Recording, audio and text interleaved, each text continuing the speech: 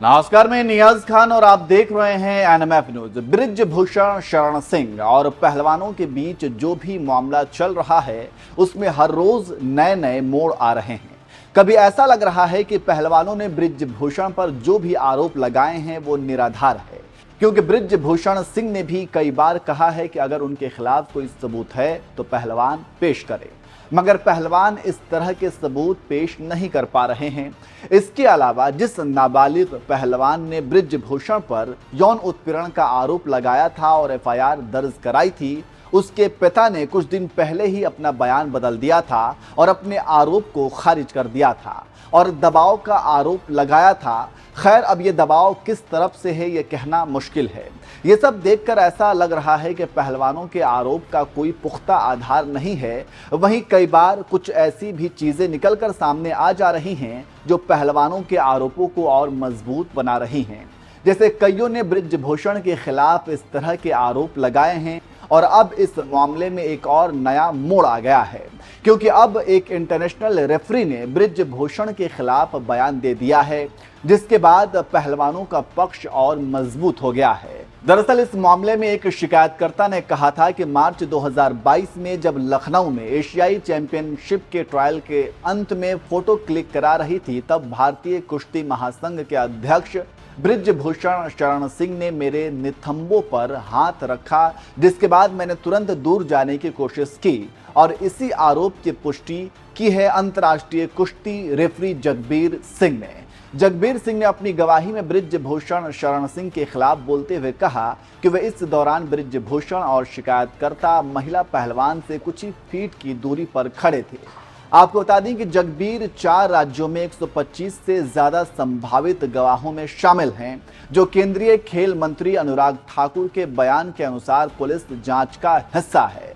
The Indian express ने बताया, एक ओलंपिक, एक राष्ट्रमंडल खेलों के स्वर्ण पदक विजेता, एक अंतर्राष्ट्रीय रेफरी और एक राज्य स्तर के कोच ने कम से कम 3 महिला पहलवानों के आरोपों की पुष्टि की है।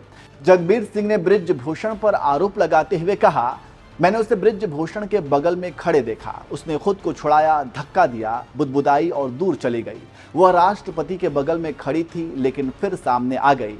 मैंने देखा कि यह महिला पहलवान कैसे प्रतिक्रिया दे रही थी और वह असहज थी। उसके साथ कुछ गलत हुआ था। मैंने उन्हें कुछ करते हुए नहीं देखा, लेकिन उसके हाथ खूब चलते थे। पहलवानों को छूकर कहते थे, इधर आओ, इधर खड़े हो जाओ। शिकायतकर्ता के व्यवहार से यह साफ था कि उस दिन फोटो सेशन के दौरान कुछ गलत हुआ था।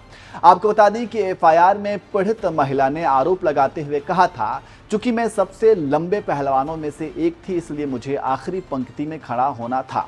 जब मैं आखिरी पंक्ति में खड़ी थी और दूसरे पहलवानों की पोजीशन लेने का इंतजार कर रही थी, तभी आरोपी मेरे पास आकर खड़ा हो गया।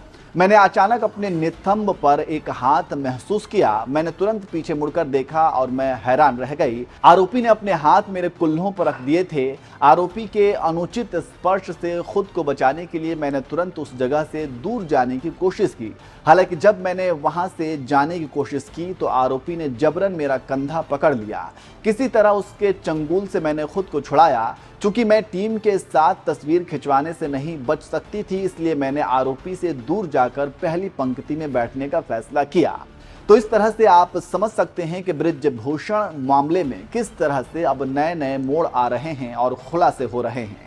आपको बता दें कि पहलवान अपनी मांगों को लेकर केंद्रीय गृह मंत्री अमित शाह और खेल मंत्री अनुराग ठाकुर से मिल चुके हैं। पहलवानों ने खेल मंत्री से मुलाकात के दौरान अपनी 3 मांगें रखी थी, जिनमें पहली मांग बृजभूषण सिंह की गिरफ्तारी, दूसरी मांग कुश्ती संघ का निष्पक्ष चुनाव हो, बृजभूषण के परिवार का कोई भी सदस्य कुश्ती संघ में नहीं होना चाहिए, और तीसरी मांग थी कि 28 मई की घटना को लेकर पहलवानों पर दर्ज केस वापस लिए जाएं। वहीं खेल मंत्री अनुराग ठाकुर ने भी पहलवानों को आश्वासन देते हुए कहा था, 15 जून तक पुलिस बृजभूषण के खिलाफ जांच पूरी कर चार्जशीट दाखिल करेगी। 30 जून तक WFI के चुनाव कराए जाएंगे। 28 मई की घटना पर पहलवानों पर दर्ज केस वापस लिए जाएंगे। WFI की ICC का गठन किया जाएगा और एक महिला इसका नेतृत्व करेंगी। तो इस तरह से आप समझ सकते हैं कि अब बृजभूषण शरण सिंह के खिलाफ जो भी दलीलें सामने निकल करके आ रही हैं और जिस तरह से कई पहलवानों ने उन पर यौन उत्पीड़न का आरोप लगाया है और केंद्र की मोदी सरकार भी अब इस पूरे मामले को जल्द से जल्द निपटाना चाहती है, ये सब देख करके तो ऐसा ही लग रहा है कि बृजभूषण कहीं ना कहीं अब बैकफुट पर नजर आ रहे हैं और पहलवानों का पक्ष मजबूत होता जा रहा है। अब देखना होगा इसका नतीजा क्या निकलता है।